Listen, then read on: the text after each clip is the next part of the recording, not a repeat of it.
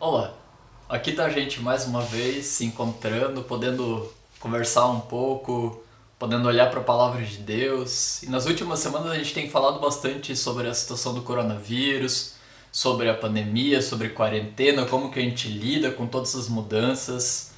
E tem muita mudança acontecendo e ainda vai ter mais coisa pela frente, a gente não sabe como que vão ser as próximas semanas, os próximos meses, mas a gente sabe que a gente está num clima de mudança. Hoje eu quero ir para um outro caminho, porque você e eu, a gente sabe que essa doença não é o único assunto que a gente tem ouvido. E é curioso que o Brasil, a gente brinca que é talvez o único país que várias vezes a doença está em segundo plano. Porque tem assuntos que são mais emergentes, tem assuntos que são maiores, que dão mais bafafá até mesmo do que uma pandemia. Esse assunto é política. É verdade, você não gosta de falar de política, eu não gosto de falar de política. É daqueles assuntos que a gente não gosta de tocar. Porque política sempre foi um negócio complicado, sempre, sempre. E se você tem essa opinião, a gente tá junto nisso. E parece que em tempos de crise a situação se complica mais ainda. A gente tá num momento, como poucas vezes, a coisa tá tão polarizada, e esse é um assunto que a gente já tem falado e você já tem ouvido há vários anos, de que são extremos, de que não tem mais como ser neutro, não tem como ficar isento, ou daqueles isentões, que era o termo que se falava tanto um tempo atrás. Ou você tá de um lado ou você tá de outro. E sempre que se fala de política, sempre que se toca nesse assunto, quando alguém vai tratar disso contigo, a primeira coisa que se quer saber é de que lado que você tá. Você tá aqui ou você tá aqui? E se você tá no mesmo lado que a pessoa que tá perguntando, então beleza, dá pra conversar, dá pra até se vangloriar como a gente tomou decisões sábias e como a gente tá junto e não importa o que aconteça, vamos lá, vamos seguir em frente.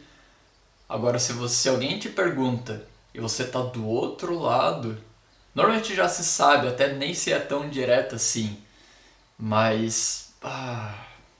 Coitado. Coitado, porque você sabe que vai ouvir, você sabe que vai tomar sermão, você sabe que a pessoa vai tentar te convencer, vai tentar te levar para outro lado e vai encher de crítica e vai falar tanta coisa. E a gente já tá tão cansado disso que a gente não toca mais no assunto. O que eu quero fazer hoje não é nem saber de que lado que você tá e muito menos querer te convencer de alguma coisa. Eu não sou a pessoa certa para fazer isso, com certeza não, e mesmo que fosse, esse não é o tipo de conversa para ter assim, de maneira virtual, sem poder estar frente a frente, sem poder conversar e um poder ouvir o outro. Já é o tipo de conversa complicado, ainda mais em rede social, e você sabe disso. Eu não quero te convencer de nada, eu não quero querer colocar a minha opinião sobre a tua. A gente tá cansado disso, você e eu. Mas eu quero te contar uma história hoje. Uma história da Bíblia, obviamente, e uma história lá do passado, de um momento de confusão política também, não sei se pior do que hoje, talvez não, tão complicado quanto, mas uma história muito simples, que é pouquíssimo falada e que pode nos ensinar muita coisa. De um povo que viveu uma crise parecida com a nossa, de um povo que. E de um momento que teve gente que foi para um lado, teve gente que foi para o outro. E tem sabedoria nessa história. E eu quero te convidar a abrir a sua Bíblia, pega ela junto, acompanhe ela junto, olha as palavras ali no livro de Atos. Livro de Atos, quinto livro do Novo Testamento, é a história dos primeiros cristãos. A história logo depois que Jesus caminhou com os discípulos, que ele morreu, que ele ressuscitou e deixou a ordem para os seus discípulos continuarem essa missão. Livro de Atos, capítulo 12, a gente vai olhar bem pro finalzinho dele, pega a tua Bíblia, eu tô com a minha aqui também. E antes da gente ler a nossa história, eu quero só colocar um pouco do panorama dela para você, porque ele vai entender a gente, ele vai ajudar a gente a entender algumas coisas. Era um momento em que a igreja, os primeiros cristãos, eles estavam praticamente restritos à cidade de Antioquia, que era a capital de Israel.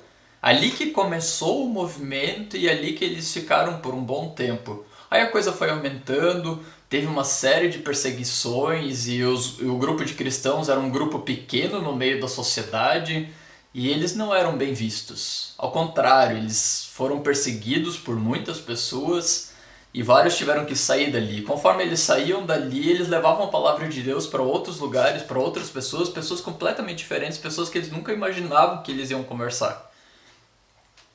Paulo e Barnabé eram dois desses cristãos, eles foram para uma outra cidade bem mais ao norte chamada Antioquia. Era outra cultura, não tinha nada a ver com judeus, era outro povo, outra língua, outro cenário. E eles foram lá e ali estava começando uma pequena igreja também e os cristãos estavam começando a aumentar e Paulo e Barnabé foram para lá para ver o que estava acontecendo. Barnabé foi, aliás, ele chamou Paulo também e Deus estava agindo naquela cidade. Deus estava fazendo grandes coisas lá. Ao mesmo tempo, em Jerusalém, a perseguição estava mais e mais forte, especialmente os judeus estavam muito contra os cristãos. E Herodes, que era o rei daquela região, ele percebia isso e ele, como rei dos judeus, ele queria alegrar os judeus. E ele percebeu que perseguir os cristãos seria um bom meio de agradar o seu povo, de ganhar mais moral com a população. Ele manda matar Tiago. Tiago, irmão de João, que era um dos principais apóstolos. E ele viu que esse ato, apesar de tanta crueldade, sim, ele matou Tiago. Mas isso trouxe alegria para o povo. Louco, né? E ele percebeu que isso estava fazendo bem para a moral dele, para Herodes, e ele manda prender Pedro então. Pedro, o principal dos apóstolos, o mais conhecido de todos eles, o que caminhou mais perto de Jesus, ele manda prender Pedro. E tem uma história muito interessante nesse capítulo 12 de um ato sobrenatural aqui. Pedro estava preso com vários guardas, soldados romanos extremamente disciplinados e competentes, guardando a prisão. E Deus age ali e tira Pedro. Vem um anjo, acorda Pedro. Pedro nem sabia o que estava acontecendo. É uma história muito maluca no capítulo 12 de que Pedro vai simplesmente saindo e as portas vão se abrindo, trancadas, como uma prisão, vão se abrindo automaticamente, os guardas, total sono, e Pedro vai saindo. Ele até acreditava que era um sonho isso, e só depois que ele saiu por completo que ele se ligou que não, que era real aquilo. Ele foi até a casa de alguns cristãos, então eles também não acreditavam, eles até achavam que era um anjo de Pedro, que não era a própria pessoa. Imagina que louco isso, é mais fácil acreditar que é o anjo daquela pessoa do que a pessoa que saiu da prisão. E aconteceu isso. Na manhã seguinte, eles percebem que Pedro saiu dali. Quando Herodes descobre essa história, então seria o trunfo dele para ganhar mais moral com a população, a morte de Pedro, que ele estava planejando, e aí Pedro escapa, ninguém sabe onde que ele está. Herodes manda chamar os guardas que estavam responsáveis e manda matar eles também. Executa aqueles homens, que não tinham culpa nenhuma, que eles eram completamente inocentes, que eles não podiam resistir à ação de Deus. O próprio Deus fez eles caírem no sono. Mas manda matar eles. Esse é o nosso cenário. Percebe algumas coisas que estão acontecendo aí. Mais um detalhe. Lembra que Paulo e Barnabé estavam lá em Antioquia, aquela cidade mais ao norte? Eles perceberam que teria uma grande fome na região da Judéia, ali perto de Jerusalém.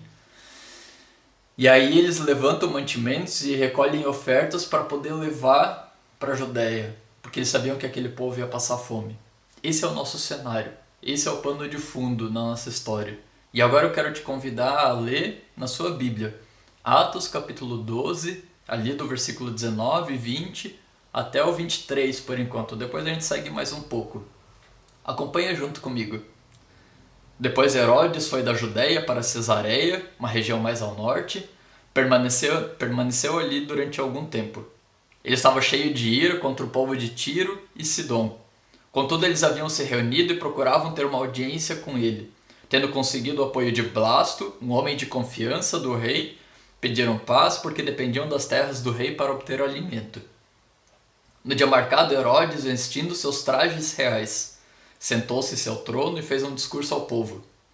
Eles começaram a gritar: é voz de Deus e não de homem. E visto que Herodes não glorificou a Deus, imediatamente um anjo do Senhor o feriu e ele morreu comido por vermes. Estranho, né? Vamos só resumir rapidamente aqui para você perceber que você realmente entendeu certo e que essa história não é normal. Herodes era o rei da Judéia, da região ali onde hoje é Israel. E ele governava, ele era considerado o rei dos judeus. Ele não foi bem recebido pelo povo no início, mas através da força, ele era um enviado de Roma, ele conseguiu. E até tinha paz naquele tempo ali. Ele fez uma série de coisas, apesar de não ter o apoio do povo no início, ele fez uma série de obras para ganhar moral com eles. O Templo de Jerusalém, que era a principal obra em todo aquele país, e era o principal meio de fé das pessoas, o principal meio dos judeus procurarem a Deus, foi Herodes quem construiu, até o ponto que chamavam de Templo de Herodes. Então percebe que essa história de fazer obra em ano de eleição para ganhar moral com o povo não é de hoje. A gente já está meio cansado de ver isso, mas é uma história bem antiga já. Herodes sabia fazer isso, ele era um bom político. E por algum motivo, o povo dessas cidades bem ao norte, Tiro e Sidom, que não pertenciam ao reino de Herodes, por algum motivo que a história não conta, eles estavam brigados. E Herodes estava furioso com eles. A tal ponto que o povo daquelas duas cidades sabia que eles precisavam resolver isso. Eram duas cidades no litoral, então eles eram cidades portuárias que tinham um grande comércio, tinha muito dinheiro rolando ali, mas eles tinham uma extensão de terra bem pequena. Então eles não conseguiam plantar muita coisa, eles dependiam da comida que vinha da região de Herodes. Então se Herodes queria o bem deles, eles iam estar muito bem. Se Herodes encrencasse com eles, a situação ia ficar difícil. Parecido com o que a gente enxerga hoje também. Se o político tenta favorecer uma região, beleza. Se ele encrenca com aquele povo, coitados, era a mesma coisa. E o povo de Tiro e de Sidom sabia disso a tal ponto que eles ganharam um favor de Blasto, que era o braço direito de Herodes. Muitos dizem que eles conseguiram isso através de suborno. É bem possível, a gente não sabe. E assim conseguiram uma audiência com Herodes. Esse é o cenário que a gente tem ali. Percebe que é uma troca de favores, é meio que um usando o outro. E aí então eles conseguiram esses favores e no dia de uma grande festa, Herodes foi para aquela região e então ele se enche de toda a pompa para poder fazer o discurso. Tem alguns detalhes aqui que a história conta. No versículo 21, no dia marcado, Herodes, vestindo seus trajes reais. Aqui Lucas, que é quem escreveu o livro de Atos, ele dá poucos detalhes, mas tem um outro historiador que conta que Herodes, usando esses trajes reais, eram trajes que tinham partes de prata, e ele vai até lá e o brilho do sol faz com que aquela roupa do rei parecesse um brilho do próprio céu, assim. Percebe que Herodes não pediu para ser chamado de Deus, pelo menos não com palavras, mas a atitude, a postura dele, com aquela roupa toda resplandecente, com as palavras dele de realmente levantar e estufar o peito. Ele sentou-se em seu trono e fez um discurso ao povo. E aquele povo, especialmente da cidade de Tiro e de Sidom, começou a gritar: é voz de Deus e não de homem.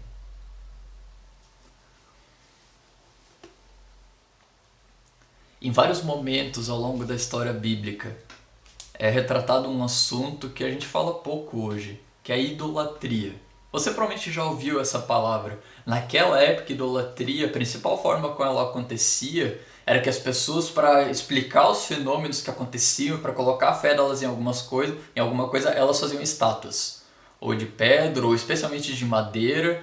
E aí elas diziam que aquilo de bom que acontecia era por causa daquelas estátuas lá, dos seus ídolos. Por isso o nome idolatria. Nem sempre era assim, às vezes era com pessoas também.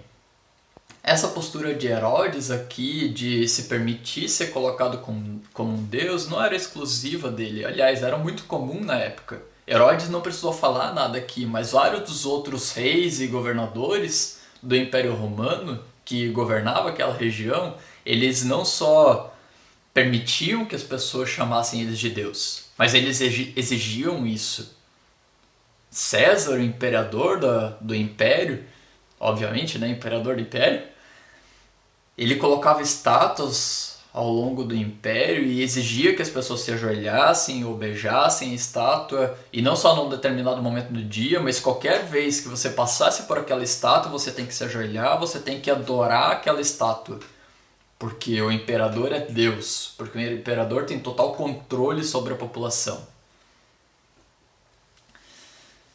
Herodes não chegou a esse ponto, mas ele não precisou também. Percebe que ele foi mais sutil, assim como a gente enxerga hoje, ele se levanta e ele estufa o peito para se colocar acima das pessoas. Então, vocês querem ter uma vida boa? Olhem para mim. E aquele povo se rendeu fácil, fácil. A gente não sabe se essas palavras aqui, se essa bajulação toda de é voz de Deus, não é voz de homem, se essa bajulação foi porque eles realmente acreditavam nisso, se era por medo, se era só para conseguir os favores que eles precisavam. A gente não sabe, mas não importa também. Herodes aceitou essa bajulação, não glorificou a Deus. Lembra que Herodes, apesar de ter uma história pagã, que também não era exatamente alguém que adorava Deus, o Senhor, mas ele conhecia a lei de Deus, ele vivia entre os judeus e ele sabia do primeiro mandamento, de que existe um Deus, somente um Deus, e só a ele se deve prestar honra. E ele tropeçou nisso. E aqui a gente vê então o final da história, o versículo 23, que visto que ele não glorificou a Deus, imediatamente um anjo do Senhor o feriu, e ele morreu comido por vermes. Essa história aqui dele ser comido por vermes é um retrato da podridão que ele tinha por dentro. Sabe que verme cria especialmente onde tem algo podre, e dos vermes se multiplicarem aqui dentro, e ele morrer por causa disso. É um cenário do que tinha no coração daquele homem. Um coração podre, um coração sujo. E era esse coração, e era essa pessoa que estava sendo adorada, que estava sendo colocado como um Deus diante dos outros. Aqui fica muito claro na história qual que é o resultado da idolatria, qual que é o resultado de colocar pessoas no lugar de Deus. Seja eu permitir que os outros façam isso comigo, seja eu colocar outras pessoas e fazer isso com os outros. E se a gente já tem uma bagunça política, e se a gente já tem um cenário totalmente estranho antes disso, quando a gente faz isso então, de colocar pessoas tão alto, colocar pessoas numa posição que elas não podem ser questionadas, que não importa o que elas digam, o que elas façam, eu tenho que baixar minha cabeça, eu tenho que seguir, eu tenho que adorar elas. Quando o povo faz isso, quando isso acontece, a coisa só fica pior. A idolatria nunca leva a algo bom. Nunca vai prestar. Isso foi assim naquela época e isso continua sendo assim hoje.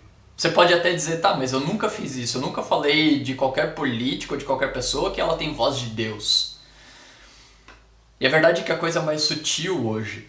A gente não fala que é a voz de Deus, a gente é mais discreto, a gente vai por outra linha. A gente coloca a nossa esperança naquelas pessoas e não importa o que aconteça, eu vou sempre defender elas. É uma defesa cega, assim, que é uma defesa que tem mais a ver com a pessoa do que com aquilo que ela faz. Você tá me entendendo? Não importa o que ela aconteça. Ou eu vou dizer que ela fez certo, ou eu vou dizer que o adversário, que o pessoal que está do outro lado da política fez a mesma coisa, ou fez algo pior. E eu sempre vou defender. E parece que eu perco a razão porque eu me rendo, porque eu idolatro outra pessoa. Você já viu isso? Eu já vi isso.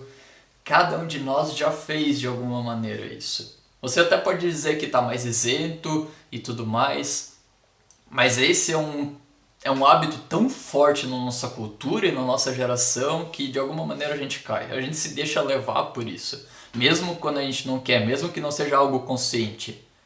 É algo que está na nossa sociedade hoje. E se eu não faço isso, se eu prefiro ficar isento, se eu prefiro não comentar sobre política, se eu prefiro não defender cegamente alguém, eu vou ser sempre criticado. E provavelmente pelos dois lados daí. Percebe que se eu tomo uma atitude, algum lado vai me criticar. E a verdade é que todos nós, a gente tem políticos que a gente prefere, alguns que a gente acha pior, E ainda mais com a situação que a gente tem hoje, que tem políticos defendendo uma coisa de um lado, políticos defendendo outra coisa de outro lado, sempre vai ter algum que a gente não vai gostar e sempre vai ter algum que a gente vai gostar mais. Isso é normal. Mas o que a palavra de Deus está trazendo aqui é que as consequências da gente fazer isso e colocar as outras pessoas acima, elas vão ser sempre ruins. Mas graças a Deus que a história não termina aqui. Lembra que eu falei que a gente ia olhar um pouquinho mais à frente também? Eu quero te convidar a olhar os versículos 24 e 25, que esses sim são o centro da nossa história aqui. No versículo 24, então, entretanto a palavra de Deus continuava a crescer e a espalhar-se.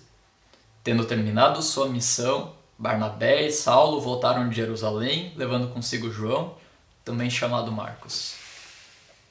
Percebe que o objetivo de Lucas, que escreveu o livro de Atos, o objetivo dele não era simplesmente contar uma história. Não era fazer um livro de história para a gente poder aprender simplesmente. O objetivo dele também não era simplesmente mostrar o que é certo e o que é errado, apesar de ficar claro de que idolatria é algo extremamente ruim aqui. O objetivo de Lucas ao longo de todo esse livro de Atos é mostrar que não importa o que aconteça, Deus continua agindo. Deus continua presente. E não importa a crise, não importa a bagunça, não importa a loucura que esteja.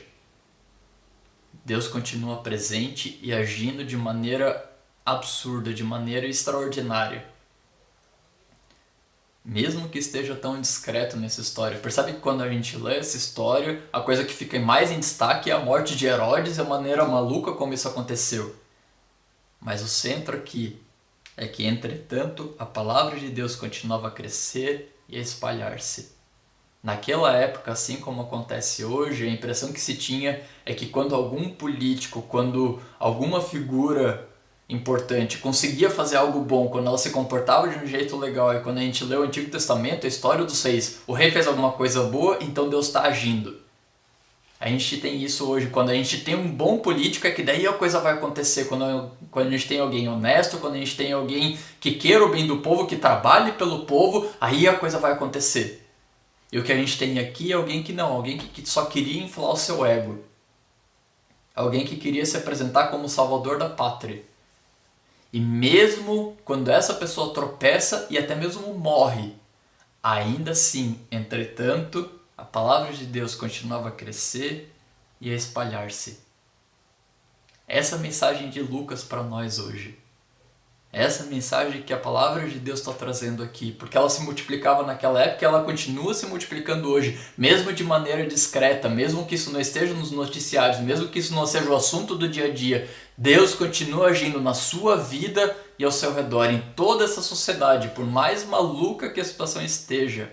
Por mais que a gente tenha doença, por mais que a gente tenha quarentena, por mais que a gente tenha um cenário político louco, Deus continua presente.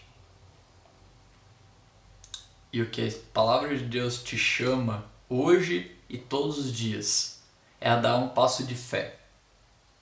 Percebe que qualquer pessoa, você e eu, todos nós, a gente precisa de um salvador da pátria. É por isso que a gente se rende tão fácil quando alguém parece que está fazendo uma coisa boa. Pronto, é agora. Finalmente. A gente sempre tem essa esperança de finalmente alguma coisa vai acontecer.